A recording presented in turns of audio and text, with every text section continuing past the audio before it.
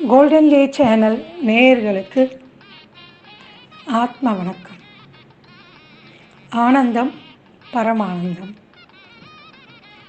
அயோத்தியில் 400 ஆண்டுகளுக்கு பிறகு குழந்தை ராமர் கோயில் வந்தபோதும் இப்பொழுதும் பல நிகழ்ச்சிகள், அதாவது சர்ச்சையாகவும் பேசுகிறாங்க, மிராக்கிள் நடந்தது என்றும் பேசுகிறாங்க, பல விஷயத்தில் பேசின்னு இருக்காங்க. அதில் முக்கியமாக இப்போ ஒன்று நடந்திருக்கு. அதை பற்றி நம்ம இப்போ பேசலாமா? சீதா தன்னை முழுமையாக அறிந்த ராமனையும் அறிந்தவராக சீத்தை வாழ்ந்தார் என சீதாயன் நூலாசிரியர் டீனா மரியம் சொல்கிறார். அதாவது இந்த சீதாயன் நூலின் ஆசிரியர் டீனா மரியம் என்ன சொல்கிறார்னா, இவர் விஜில் ப்ரொஃபஷன்ஸ் மண்டலின் சார்பில் முன்ஜென்ம அனுபவங்களை பரவசம் என்ற தலைப்பில் சீதாயன் தி அன்டோல்ட் ஸ்டோரி ஆஃப் சீதா என்ற நூலில் ஆசிரியர் டீனா மரியம் நேற்று சென்னையில் பேசினார். என்ன பேசினார்னா, நான் அமெரிக்காவில் பிறந்த ஒரு யூத இனப்பெண். தியானத்தில் நான் ஈடுபட்டிருந்த போது முன்ஜென்ம அனுபவங்கள் செல்ல முடிந்தது.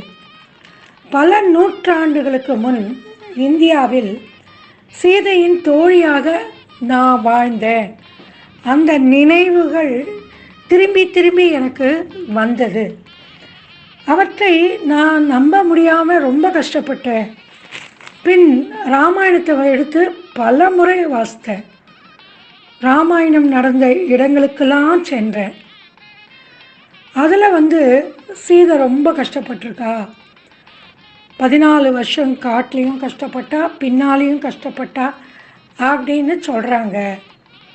ஆனால் ராமாயணத்தில் ராமனை பற்றி சொன்ன அளவுக்கு சீதை பற்றி சொல்லலை.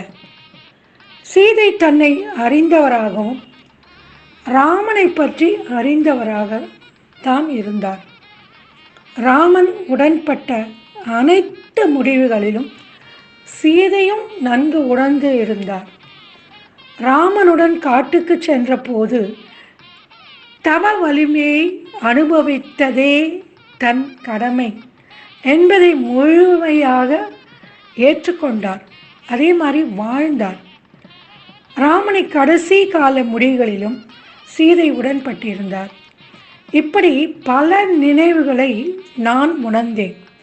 அதாவது நான் தியானம் பண்ணும்போது என்னுடைய முன்ஜென்ம விஷயங்கள்லாம் அறிந்தபோது நான் சீதையின் தோழியாக அந்த காலத்தில் இருந்ததுனால சீதையை பற்றி நான் நன்கு அறிந்தேன். காஸ்ட்ரிகா என்னும் இடத்தில் ராமருக்கு ஒரு யூதர் கோயில் கட்ட போகிறார்னு தெரிஞ்சு அவர்கிட்ட போய் நான் விசாரித்தேன். அவர் ஒரு விவசாயி. வயலில் விழுந்தபோது ஒரு சிலை கிடைத்தது. அவர் ராமர் என அறிந்ததால் அவரின் கதையை கேட்ட பின் கோயில் கட்டுவதாக கூறினார்.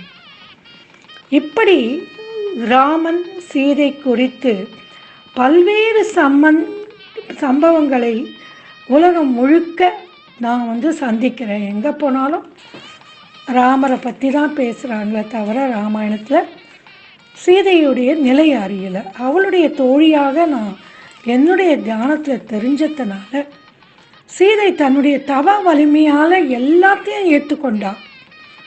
ராமனோடு உடன்பட்டு அவள் வாழ்ந்தா, சந்தோஷமாக தான் வாழ்ந்தா அப்படின்னு நான் தெரிஞ்சுக்கொண்டேன். அதனால் ராமன் சீதை குறித்து பல்வேறு சம்பவங்களை உலகம் முழுவதும் நான் சந்திக்கிறேன். அவற்றை நூலாக பதிவு செய்கிறேன். இவ்வாறு டீனா மரியம் என்பவர் கூறியிருக்கிறார். இந்த மாதிரி இந்த ராமர் கோயில் அயோத்தியில் வந்த பிறகு பல பேர், அதுவும் வெளிநாட்டவர் ஆராய்ச்சி செய்து கண்டறிந்தது கேட்பதில் நம்மளுக்கு ஆச்சரியம் அடைந்ததாக இருக்கிறது.